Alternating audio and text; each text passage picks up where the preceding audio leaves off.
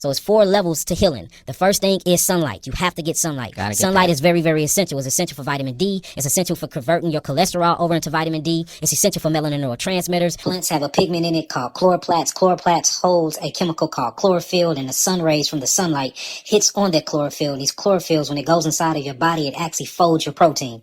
There's not one biological function in your body that does not require sunlight. Every functionality of your cells requires sunlight. So get in the sun, for so-called black people, at least 2 hours a day if you can. Okay. The next one is hydration. At least 50 ounces of hydration a day. Now, if you don't want to do that, make sure that you're at least getting in 45 ounces of juice a day. So get you a juicer. Juice.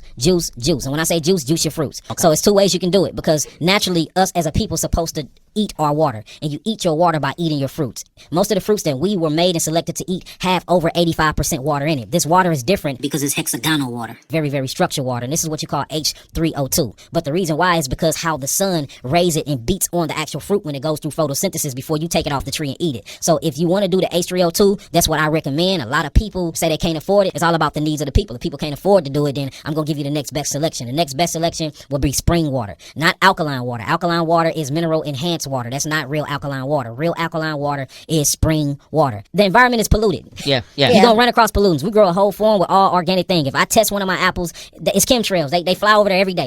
You can't miss the pollutants. So the only thing you can do is detoxify and keep your mind right. You see that? So the next one was hydration. Next is the air. You have to breathe correctly. 98% of the so-called black community do not know how to breathe. A lot of us are mouth breathers. Mouth breathing messes up your bone structures. Mouth breathing bring in bacteria inside your mouth that you don't need. Mouth breathing actually bring up the nitrates in your bloodstream. When you look at the bacteria that's inside the body from mouth breathing, the bacteria is associated with your decomposing bacteria. These are bacteria that like to decompose and break down your cells. So technically, being a mouth breather and not breathing properly or getting an adequate amount of oxygen in the bloodstream to exchange oxygen for carbon dioxide by way of hemoglobin, or what you'll call iron phosphate, this actually shorten your lifespan. Not knowing how to properly breathe take 10 years from your life. Can you demonstrate how to properly breathe? Yeah, so you breathe in through your nasal passage, you breathe out your mouth. So a correct breath, and it's supposed to be a timely breath. Your heart's supposed to literally get to 70 to 80 beats per minute. That's a true breath. So you breathe in. So when you breathe, your gut comes out. A lot of people do reverse breathing, where they breathe in and their stomach go in. That's an incorrect breath. So when you breathe, your gut comes out.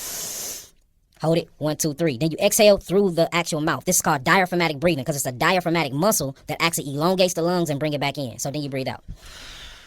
So you breathe in through your nasal passage, breathe out your mouth. That's a correct breath. Conscious breathing is the reason why a lot of us are not living long, because we don't know how to consciously breathe. When you're breathing and you're moving that diaphragmatic muscle, you have one of the biggest lymph nodes in your body called the cisterna calli. And the cisterna calli, or calli, they call it many different names. This is the biggest lymph node on your body, and it meets in the middle of your trunk. All of the waste that come through your body go through this lymph node, and it's supposed to get broken down, disintegrated, discarded to the actual lymphatic system, and you're supposed to urinate it out. So just by not breathing properly, you can't even detoxify properly. So we got the sun, which is light, right? We talked about the water, which is hydration. Then we just talked about the air. Last but not least is what? Earth. We need to eat from earth. Eat more green things. Eat more colorful things organically grown from Mother Nature. And we need to ground out. Your shoes and your clothes are killing you.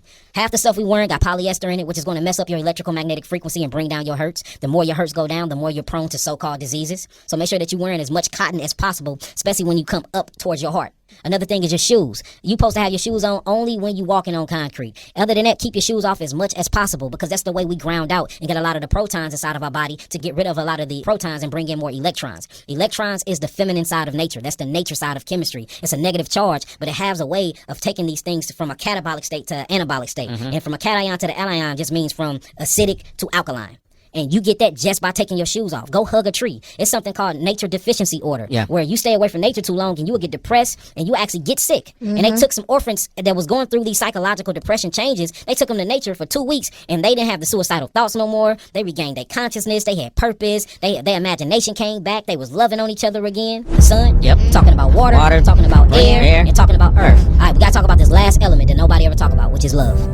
Love is the most nutritional ingredients on earth. Love. And there's a lot of different scholarly articles talking about these things, where they went to an orphanage and they took 2 orphanages and put them together. One orphanage, they gave them good food, they gave them good nutrition, they gave them good water, they gave them TVs, they gave them everything, but they did not give them any type of physical affection. They didn't spend no time with them, but they gave them the best environment to actually thrive in. And then they took another one that didn't have none of these nutritional things, but they spent time with them, they rocked them to bed, they read them bedtime stories, and they made sure they hugged them for at least 5 minutes a day. Guess who came out more nutrition? Not the ones who ate the good food or drank the good water. It was the ones that was living poor but had their mothers and fathers by their side. They built more amino acid structures and they had more cellular integrity than the ones that had the good food. So the last ingredients is always love. That's your number one nutritional. Round of applause.